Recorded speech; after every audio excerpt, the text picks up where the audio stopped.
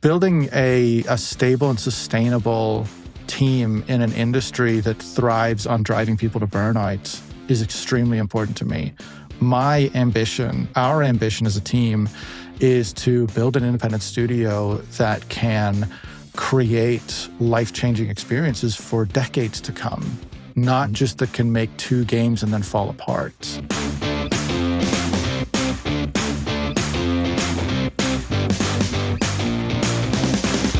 Welcome back to the Trust Built Podcast. I am your host, Alan Bennett, and today's guest, we've got Kjartan Kennedy with Causeway Studios. Welcome to the show. Hey, Alan. Thanks for having me. Yeah, just for those that are watching, the work that you do, my son was fascinated. He's a gamer. I think everybody loves to say, oh man, my kid's going to love this. So for those that don't know you or your business, share with them what it is what Causeway Studios does. So Causeway Studios is an independent game studio. So we make video games located right here in Northwest Arkansas. And we make games with deeply human stories set in worlds where reality is always stranger than it seems. So one of the things for us is we love the storytelling impact that games can have. You know, I do love a good Halo or Call of Duty or something where you get to sort of have a bit of a power fantasy, or you can run around and save the world and do action-oriented things. But the sort of player impact on story, on the interactive media angle of it, where players can actually have an impact on where the story is going, or the players can drive the story or make choices that change the story or things like that, can have a really cool impact on the way that people experience stories. And so we love the storytelling impact of games. And so we just want to make games that make people think about the world differently a little bit, or even the simpler way to say it is we like to make games that make people cry. All right. So talk about, I'm going to share with you the conversation I had with my son. He is 22, okay, and he's into all different types of games, but one of the games that's always been there for him is Minecraft. Yeah. And one of your games, when I looked at it, I was like, this is kind of along the lines of Minecraft, how you go through and it builds, each thing kind of builds on itself, is what it seemed like to me. Is that? So I think big thing with Minecraft is it's entirely what we call user-generated content. So people get to jump into this world. They go into a first-person mode. So they inhabit the player character, the camera, the screen is looking out the character's eyes, and they get to run around the world and do things. I think one of the key similarities here is our game, The Haunting of Joni Evers, is a first-person adventure game. So you go in... That's the one. That's the one that I saw. Yeah, so you go in and you inhabit this character, but it's more of a designed character from our perspective. So where in Minecraft, you inhabit Steve, is his name, but he is a fairly bland character. He doesn't have voice lines. He doesn't have a designed backstory. He just exists in this world of cubes, and you get to create your own story through that. And the key difference we have is Joni Evers is this carefully designed character who has this whole backstory and all of these weaknesses and strengths of her own. And you jump into her story and you experience the story that we designed for you through her. And you are going through a world in first-person mode. You get to pick things up and look at them and experience and find out what she remembers about certain things, how things hold memories with her family members and things like that. And that's kind of the key similarity and key difference. The experience that, and I'm going to classify people as gamers, right? Sure. My son's a gamer. Yeah. He's a mechanical engineering student. You know, he's going to function in the world just like everybody else. But gaming is his enjoyment, right? Yeah. And there's lots of people at all ages that do these things. Yes, the demographics of gaming have widened massively, especially over the last 10 to 15 years. I think the average gamer has grown to being, the average age of gamers has grown to being in their mid-30s. At this point, there are just as many women playing games as men. Yeah. It's become sort of a universal hobby. Yeah. That's the other thing is I was about to ask is there's no gender,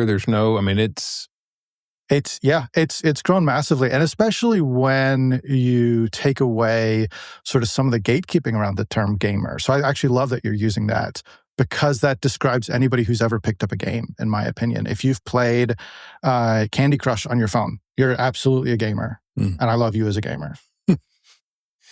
All right. So the people that are watching this and listening to this podcast are like, okay, all they're going to do is talk about games. I want to set the stage as to what you do and what your business is doing. But now I want to dig into how you did it. So share a little bit about your background. I mean, did you grow up saying, I'm going to develop games or where talk to us a little bit about your background? I did at a certain moment. And then after that, it turned into a wild and circuitous path. So back in high school, I got really into games. I got really into video games. And I thought, games are beautiful and there's all this art. There's all these cool levels. There's trees and buildings and all kinds of cool stuff to look at and experience. And I said, I'm going to be a game environment artist. Mind you, there was not an artistic bone in my body at the time. But I made a whole plan. I was going to attend Full Sail University after college and do the game art degree program there and everything. And in preparation for that, I went over to a local community college or technical college that offered 3D design and animation courses. And they had a partnership with my high school where I could spend half of my day doing that program for an entire year instead of taking other classes. And I did that. And then that was my junior year. Yes, that was my junior year. And then in my senior year, at some point, I sort of had a big about face and I actually decided, you know what? No, I'm going to do music instead because I was a band kid in high school. I was a trumpet player. I did the marching band. I did the concert band, and I absolutely loved it. My band directors are some of the most influential people from my high school time. So I came over here to the University of Arkansas. I started off studying music education. And after about a year and a half, I just kind of realized I had the opportunity to go and work with some of the local band directors and help teach their students and things like that. And ended up just kind of realizing that wasn't for me. And I switched into computer science. So now we get onto the extremely technical side of technical things. Went through the program, ended up finding Dr. David Frederick at the University of Arkansas and the Tesseract Center, which ended up being an internal educational game studio at the university. And I joined them. I took the game design class that Dr. Frederick taught. We got to make multiple games that are actually still used at the university to teach online courses. One of them is for teaching Greek and Roman mythology, which is really fun. It shows the educational impact of games. And after I graduated, I ended up moving up to Seattle. I worked at Amazon for a while as an engineer, and then I switched into design. So I was a user experience designer for a while. And then moved over to a company called Unity, which is a game engine. It's the software that game developers like us use to make games. I helped design some of the tools there. So I had used Unity at Tesseract and during college, ended up working at Unity, got to design parts of Unity. And then in early 2020, a little bit before the pandemic hit, actually. So really funny timing. But my co-founder and I had always said, we're going to do this eventually. We're going to start to make games eventually. And just a bit before the pandemic hit, with no foresight, we just kind of realized it's time because it had been slowly brewing that whole time. We'd kind of been working up a name. We'd been working up some ideas. We ended up having a logo. And then it was like, all the pieces are here. Let's just do the thing. And that's when I moved back from Seattle to Northwest Arkansas, and we started the studio. That's an interesting background. So it sounds very wide, but the theme I heard was it's very analytical. It's very analytical. There's a lot of creative problem solving in there too, across music. So my focus with music was music education.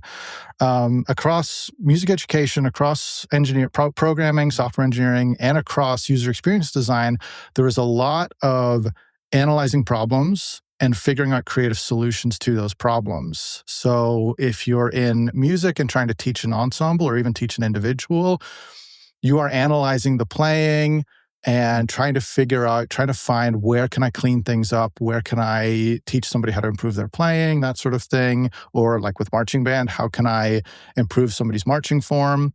When it comes to engineering, it's, you're building applications or websites or things for people, and there's a lot of creative problem solving in there. And then user experience design is all about people need to be able to do things. They need to use tools to solve their problems or anything else. And it's talking to those people and finding out what's the real problems that need to be solved here. So it's a lot of analysis, a lot of problem identification, problem solving. And I think there's creativity that goes through all of that. I love the overlap in creativity between tech and art, actually.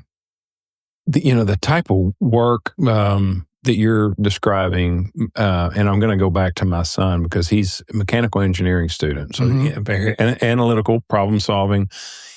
The one thing that's always concerned me as a father is he gets so wrapped up in the project that he looks up and it's like 1 a.m. Yes. And he's like, I got to go to bed. So in building your company, do you find that you and your team, did you get caught in that, I didn't realize how many hours I've been in here trap? Oh, man. Yes, absolutely at times. But there's a really important note in there where projects can take so long that you have to look at them as a marathon and not as a sprint, just to use the really overused cliche for a moment there. Games are an enigma. Every video game that actually exists out in the world for players to play, we like to say is a miracle because they are incredibly multidisciplinary. You have engineers, you have designers, you have artists, you have musicians, you have actors, you have writers. The breadth of people working on bringing a game together is so massive. And there's an entire technical component to it of just like freedom of player expression inside of a game. And so they end up taking a lot of time and a lot of resources to make. And when something's going to take you at least a year, we're actually extremely proud of our well-contained and well-scoped production process, which we can talk about at some point. But a lot of games take 3 to 5 years, if not much longer. And when they're going to take that long to make, you cannot have people working 60, 80 hours per week. And that happens. Crunch, which is what we call essentially extended periods of overtime, is an endemic issue in our industry. And people burn out and they get exhausted, they burn out, they leave the industry. People have had health problems from it. And so while it's really easy to have a thing that we're so incredibly passionate about and love doing and love falling in love with this little problem that we're trying to solve, I've absolutely had evenings where look up and it's 11 p.m. I'm like, well, I've been working on this since 10 a.m. I've been going for 13 hours now. And, to get stuck in that. And at the same time, a lot of what we do is we keep each other honest on how much we're working. So one of the things we're really proud of is we actually have a 4-day work week. And that's not 40 hours split into 4 days, so 10 hours a day. In fact, we don't even track hours necessarily. We have a 4-day work week because people need the rest in order to come back energized week in, week out, and be creative, especially with the creative problem solving, creative artistry, all these things. People need to be well rested. They need to feel like they have the rest of their lives taken care of. An extra day on the weekend to do your chores, and then you get all of Sunday to chill and hang out and have fun. That makes a world of difference. Did you start out with that? Was that like before you, or did you back No. into it going, hey, this is getting out of hand. We got to get It wasn't necessarily this is getting out of hand, because we were pretty solid about not crunching early on as well. We were really good about making sure everybody was getting enough rest and that kind of thing. And then about, I want to say 2.5 years in or something like that, we basically just saw other people start doing it. We saw, and we also saw a lot of like, hey, I'm going to be out on Wednesday because I have a doctor's appointment, or, I have to take my dog to the vet, or just all these life things that pop up that need a weekday because that other place is open on a weekday. Yeah. I have a dentist appointment on Friday, whatever. And we realized we could give people time for that. But also, I think we just realized over time that week in and week out, we'd just come back a little bit more tired every Monday. No matter how much we love to come back in on Monday, we'd come back in a little bit tired because we weren't getting quite enough rest. And we didn't really have a way to talk about it until we saw other people doing 4-day work weeks.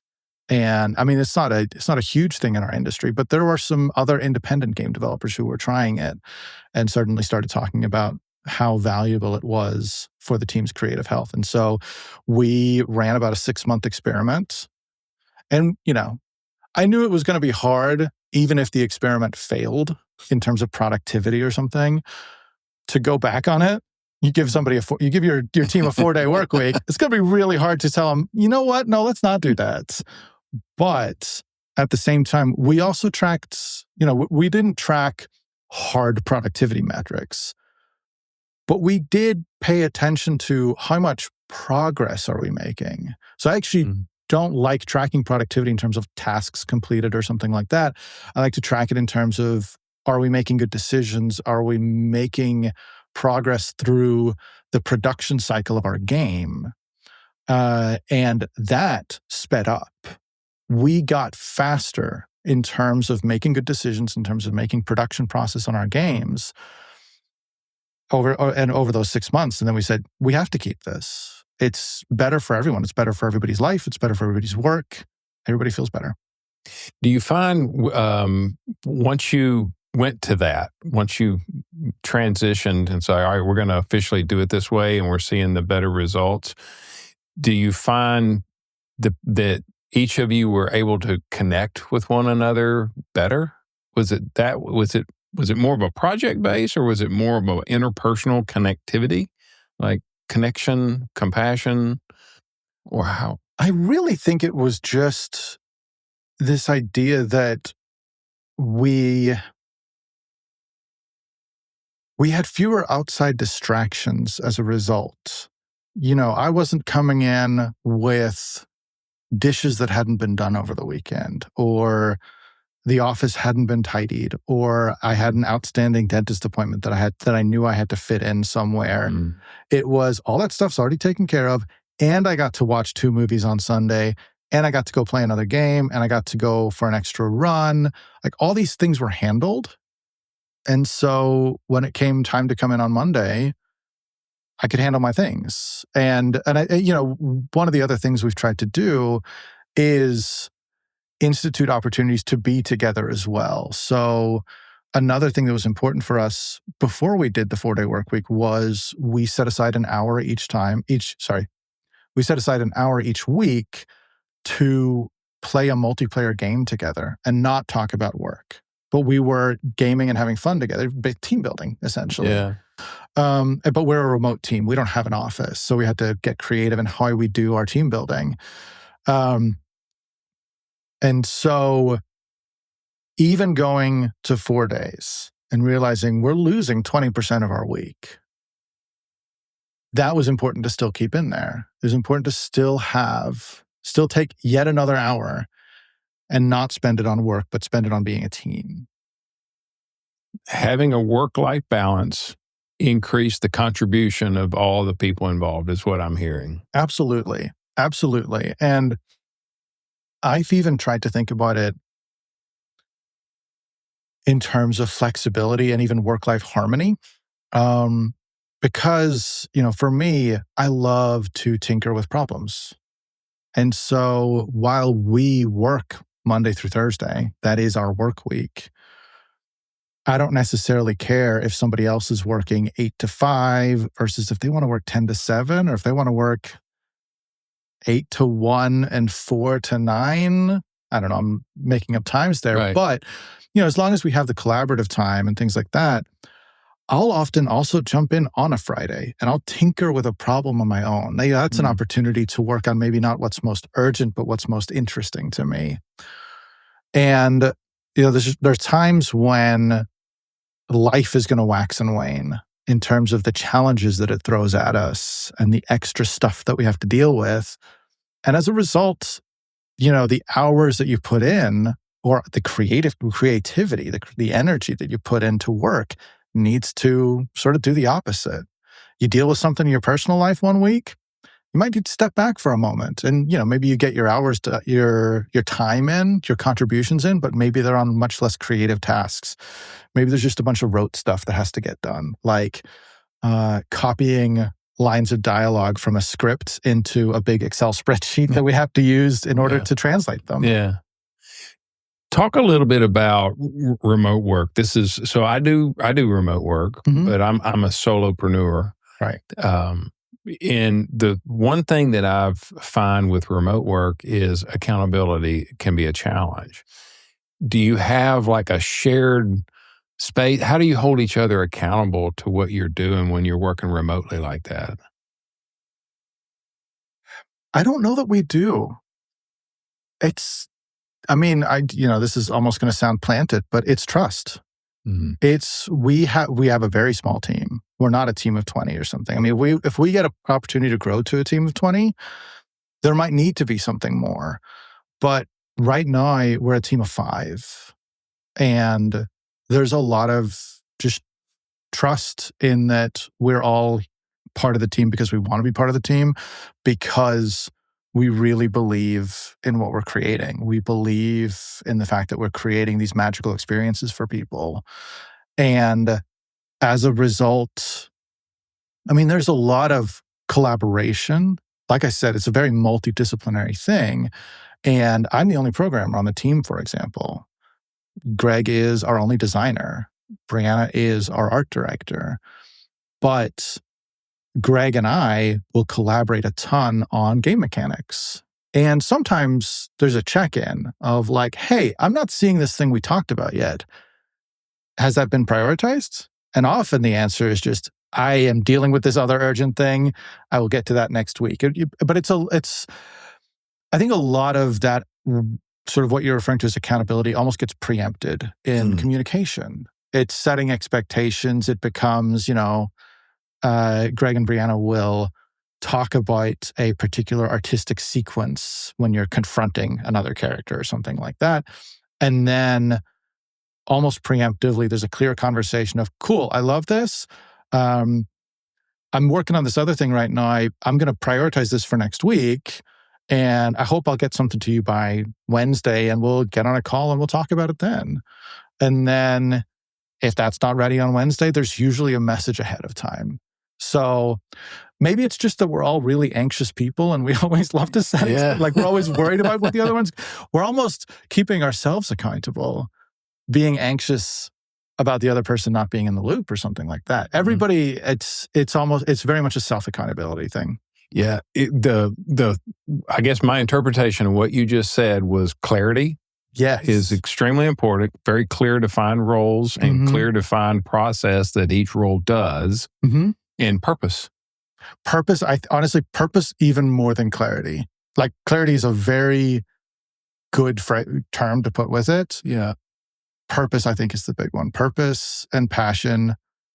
But then we come back to, it's really easy when you're passionate to get lost and work until 1 a.m. Yeah. But yes, purpose and passion, I think, is the big one. Yeah. In the work that I do with business owners around purpose and accountability, those are the two, to me, those are usually a constraint to building trust. If you don't have purpose and accountability, it's very challenging to build trust. And I'm hearing that same thing through your story, because purpose sounds like a primary driver.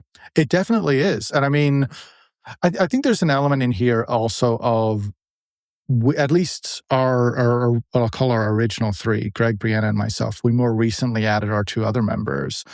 But the original three, we've known each other for 12, 13 years. Have worked together in various combinations. Greg and I worked together for a couple of years at the university. Right as I was leaving to move to Seattle was when Brianna came in there, and Greg and Brianna worked together for 5 years before Greg came over to me and started Causeway.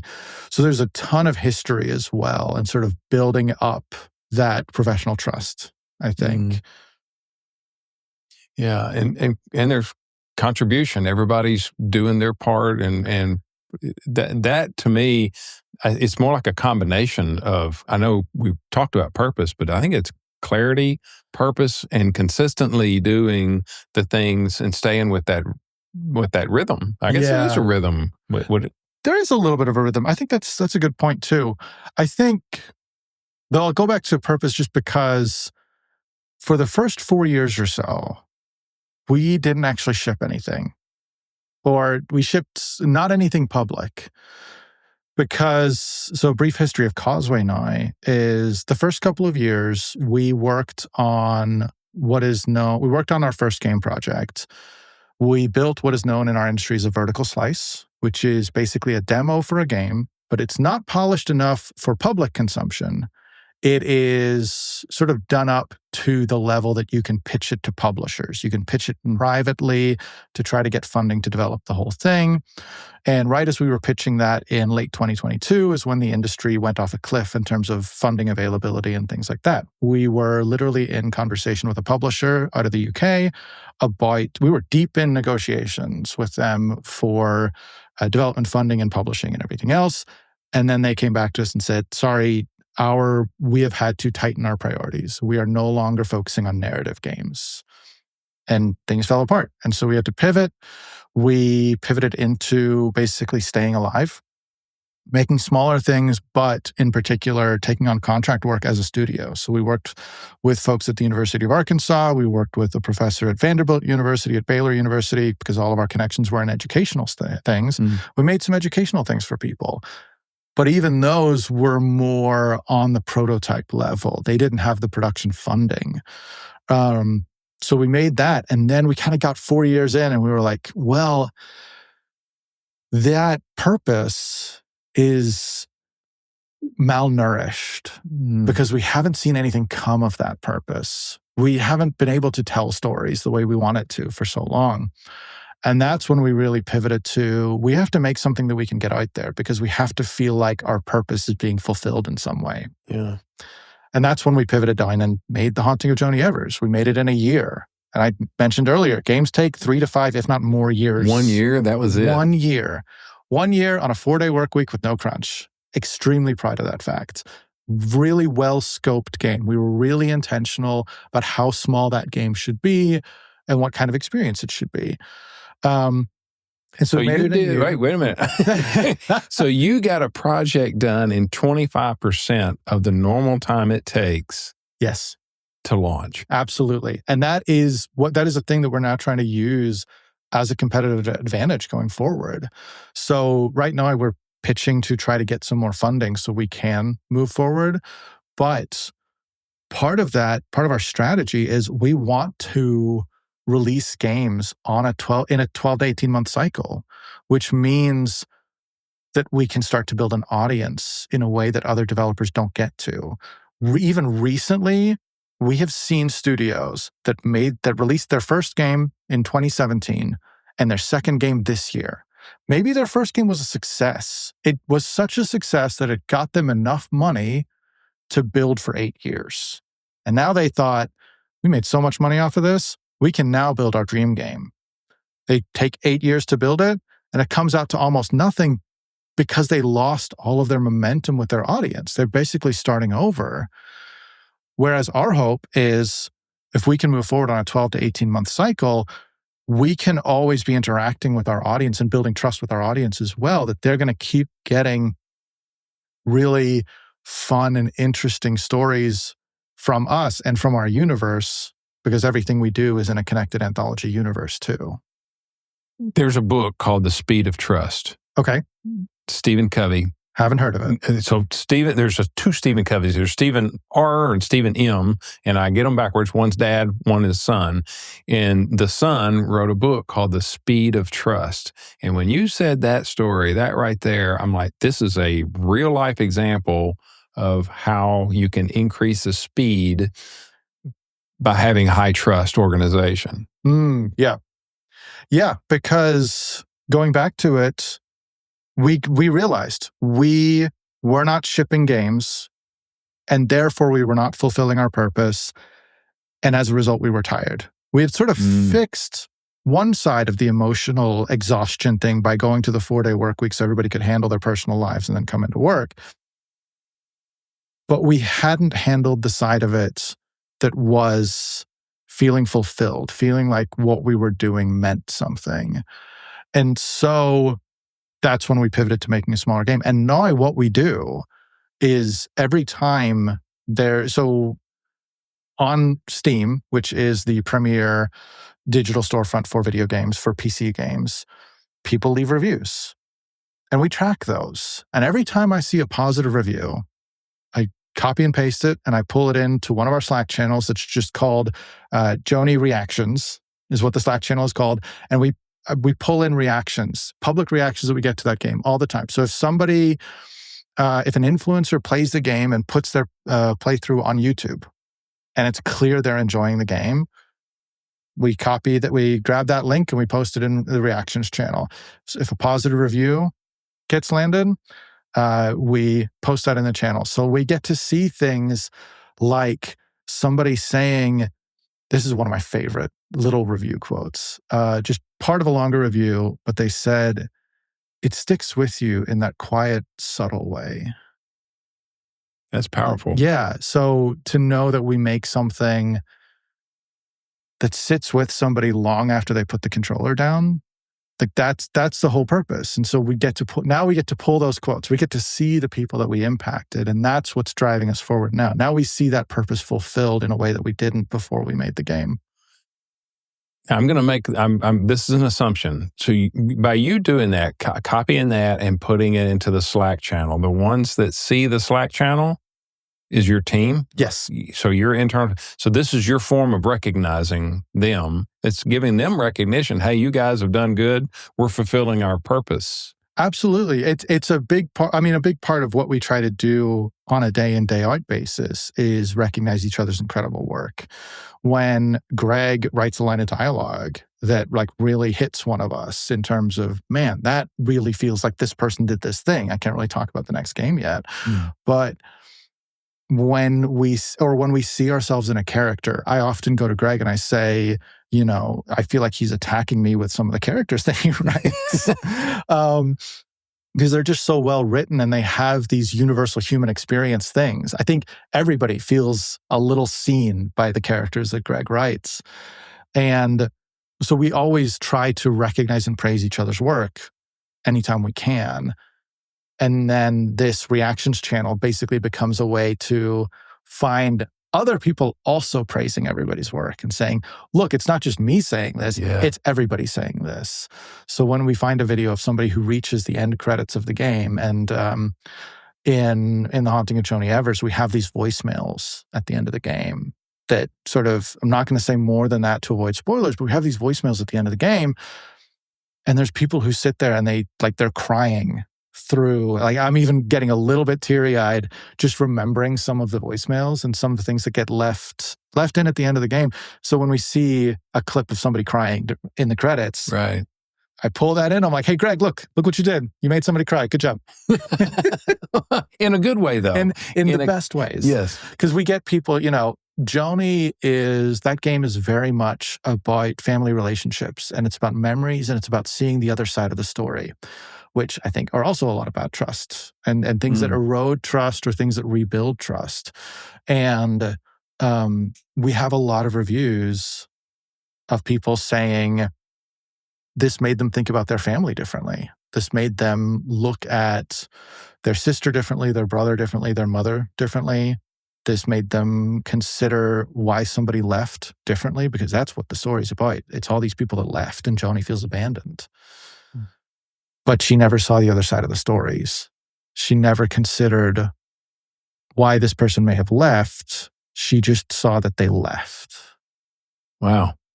That's a powerful game. We like to think so. And you did that in a year? We did that in a year. I mean, some of the story hooks come from earlier because while we weren't shipping games, we tried to put stories out there. And so the origin of Joni's story actually comes from the first short story that we put out called Page A6. And it's not even focused on Joni. Joni's a side character. It's focused on her friend Edith Boyle. She has an encounter with this mysterious being that ends up haunting Joni in the full game. And so the hooks were there. The monster had already been sort of figured out. Like, we knew what this thing, the supernatural monster, we knew what kind of thing it preyed upon. We had an idea that Joni exists, but we didn't know much about Joni's family yet. So then it turned into, okay, well, who's Joni? Who's her family? What strengths does she have? What weaknesses does she have? She ends up being this fiercely independent mechanic. But as a result, she helps other people, won't let them help her. And that's a lot of what she's got to contend with throughout the game. And this is computer science people. I mean, this is blowing my mind. This is fascinating stuff. It's not just computer science people, is the beauty of it. So Greg has an English degree and a history degree. Okay. Brianna has a graphic design degree.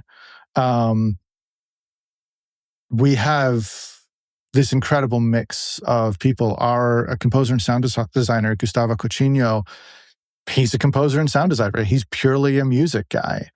And so we do end up with a really broad mix of people that's worked on this. The story of the theme I'm hearing here is knowing and understanding another person's strength is one of your ways of building trust. Absolutely. Yeah. And understanding and looking for opportunities to, I don't want to say cover for each other's weaknesses, because that's not what we do, but it's almost coming in and, let's say, filling in somebody else's weaknesses. So Greg, for example, is very happy for me to contribute design ideas, is very happy for everybody to contribute narrative ideas in particular. I mean, he is our narrative designer. He is the one who comes up with the characters and everything else. But then we do script reviews where all of us can jump in and build on things and all of that. So it's extremely cross-disciplinary, collaborative in a way that everybody gets to contribute across the board. Everybody knows there's clarity in ownership. As you said earlier, there's clarity in roles. There's clarity in who owns the narrative. And there's also an extreme openness in letting everybody be heard, even in the areas that they're not experts in. So everybody gets their zone of genius, a term I've picked up from one of our new members. Everybody gets their zone of genius. And in having all of our zones of genius covered, all the necessary zones of genius covered, everybody is free to operate in their zone of genius, but everybody is extremely open and collaborative to let other people into their zone of genius, which just bolsters that genius so much more as a team. So that, to me, is you appreciate the strengths that someone contributes to your lane, whatever that lane is. So for the narrative, you look at narrative through your lens and they appreciate that. They don't feel threatened by it. They appreciate that you're adding value. Is that what I'm hearing? I think that's an excellent way to put it. Okay. Yeah. So Greg is going to appreciate the way that I look at narrative, the way that whatever I can contribute to narrative. And there's also a trust there. He knows that I'm not coming in and trying to force something into the narrative. One of the things that I said a lot early on, still say sometimes, but I feel like I don't need to reiterate it at this point, is often I'm writing an idea down on a little sticky note. This is metaphorical. Yeah. And I'm sticking it on the edge of his desk. And I'm going to leave it there because I know he's going to read it. I trust that he's going to read it. And I got trust that he's going to decide whether or not that idea is good for the overall experience that we're crafting together. And that's all I need. And he's going to take those ideas. He looks at them all. And he decides which ones are good. And if they're good, he takes them. None of us are in any way gatekeeping about our own craft, because we understand that, I mean, all of this comes back to that the whole is greater than the sum of its parts. Yeah. I guess the what I'm implying, I guess I'm projecting onto this situation, is when you leave the perspective sticky note or whatever it is that you do, I guess you do it in Slack maybe, you drop a comment or something, whether it's a physical sticky note or some other way to drop your little hints or tips. Even if they don't act on it, it sounds like it may trigger something in them to activate something that gets their strength going, right? Yes, that also happens a ton. Yeah. So I think the way you mentioned it earlier is a great way to take it. He's very happy for me to jump into his lane just a little bit, leave some ideas, get back out, because he knows that I am going to leave him his lane. And yeah. Yeah, that's a high trust organization. It is. That's fantastic. It's been a focus from the beginning. Even, in the roughly year before we started, we didn't know we were going to start so soon. But in the year before we started, I made a couple of trips back down here to Arkansas. I was making nearly twice annual trips down to Arkansas throughout the entire time I was in Seattle. But especially in the year leading up to it, he and I went and grabbed a beer several times and talked about it as again, things were getting more serious. And I had forgotten that I said this, and he mentioned it just a couple of years ago, that this was a thing that really stuck with him and not changed how he looked at it, but that he's gone back to a lot when we've had, let's say, tense conversations about certain strategic things or anything else. There was a moment that I said, how are we going to handle it when we get into an argument? Not if we get into an argument, when we get into an argument, or when we have a disagreement. When that happens, because it's going to happen, and trying to pretend it's not going to is not what's going to build trust. But knowing that we have knowing that we've thought about, this is going to happen, let's have a path to resolving this, because we know that nobody gets out unscathed out of something like trying to found a startup together, trying to build a team together. And I know for him, he reminded me of this, that was one of the first trust building things. Even though we'd been friends for 7 or 8 years at that point, that became this point of like, okay, cool. We don't have to be perfect. We don't have to always be on the same page. We can always get back to the same page. Mm-hmm. Yeah, conflict resolution and effective feedback. Yes. Is what I'm hearing a story about. Yeah, and admittedly, that's one of my growth areas still. And this is another thing, is we communicate, we attempt to communicate very clearly, knowing what our growth areas are. One of mine is delivering critical feedback. I'm not great at it because I don't want to hurt somebody's feelings. And so that's a point of conversation that we have every now and then, is I know I'm not great at that. I know that I'm scared to do that. And that in itself is an element of trust. It's trusting that the other person is going to take it as constructive feedback and not as critical feedback. Yeah. And so I even made the mistake a moment ago. I termed it as critical feedback, but it's not. It's constructive feedback. And so that's a growth area for me. But that's another part of a high trust organization, I think, is everybody knowing that they have growth areas still. Yeah. Yeah. And being vulnerable about it. Yes. Yeah. Yeah. Which takes trust in order to be vulnerable, depending on the type of person that you're dealing with. Some people are quicker to be vulnerable and some are not. Absolutely. And then, sometimes when you're vulnerable about a thing and you say, I have to be better at this thing. Yeah. And then 2 months later, you're not being better about the thing. And then somebody comes in saying, hey, you know that thing you need to be better about? Yeah. It's happening right now. Here's an opportunity. It's like, okay. That is a result of my vulnerability, but I have to take it as constructive. Yes. So I can not personalize it. Exactly. Yeah. And that's really hard to do sometimes. It is extremely hard to do, especially when you're passionate. Especially when you're passionate. It's really easy. I mean, there's so many pitfalls that come with being in a field that we're so passionate about. Yeah. One is the overworking yourself and just working yourself to exhaustion because you love what you're doing. You lose track of time. But another one is, man, you pour yourself into a thing that you're making.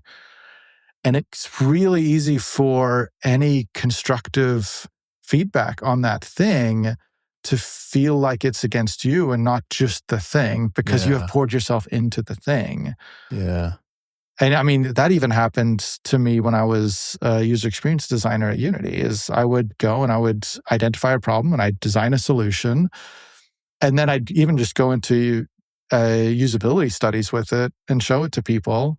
And also, people hate to be, people are afraid that they're going to hurt your feelings, even strangers. And so a thing I learned there was I could tell people, I didn't make this. I'm testing it for this other person I work with. So you can be honest with me. You're not going to hurt my feelings. Even though absolutely I was the one who made it. They can be honest with me. They're going to hurt my feelings a little bit, but that's a me problem, not a them problem. Right. Yeah. And so, in when you're in a field that you're so passionate about, it's really easy to falter and take something personally so it's a constant reminder to each other to like, yeah. This has been great conversation. I can talk about this stuff for ages because building a stable and sustainable team in an industry that thrives on driving people to burnout is extremely important to me. My ambition, our ambition as a team, is to build an independent studio that can create life-changing experiences for decades to come, not just that can make 2 games and then fall apart. And to do that in such a burnout-driven industry is something that we have to be incredibly intentional about. Yeah. Yes. I guess my next question, I want to wind it down. Hey, look, we're losing track of time just talking. I know it. But to wrap it up, if a business owner or somebody that wants to be a business owner came to you and said, hey, what one piece of advice from an entrepreneur standpoint, not from a game standpoint, but running a business effectively, what would be a piece of advice that you might give them? I mean, there's so many different things floating around my head right now.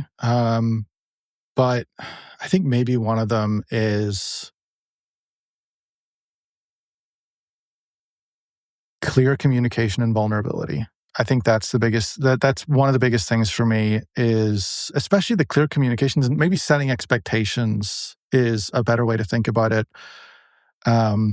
Because if you can head things off by people understanding and knowing ahead of time what to expect. I mean, we even have things in our documentation. We have sort of personal profiles in our company wiki, where somebody can go in and they can read all about me personally. I wrote an entire personal profile, and in there, I have things like my growth areas. So everybody at the company knows that I'm working on delivering constructive feedback. But also, I can put things in there about what to expect from working with me. But I can also say what I expect from you. So I put in there, I expect you to be able to sort of manage yourself in a way. I cannot go in and manage every person on my team when we're a 5-person team, because I have to also be building things. I don't get to be a full-time project manager. I don't get to be a full-time people manager. I could do that if we had 20 to 30 people.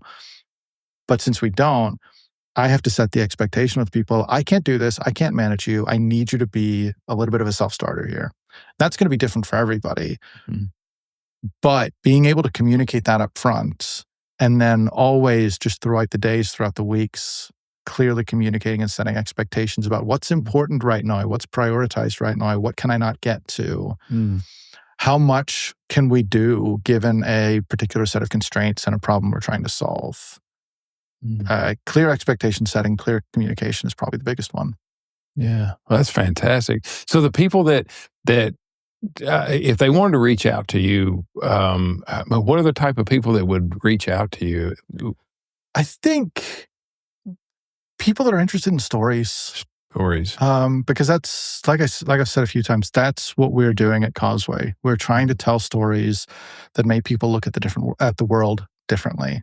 And I think in particular, a lot of people don't realize that not all video games are action. Not all video games are violent. Not all video games are anything else. And I'm not necessarily saying there's anything wrong with all those video games, because I love some of those video games.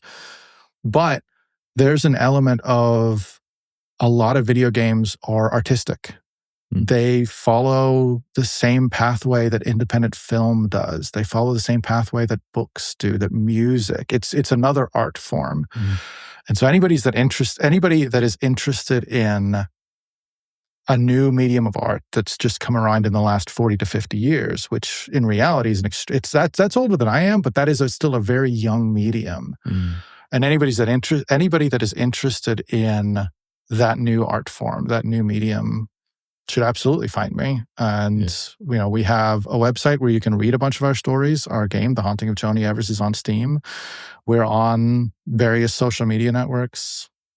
Okay.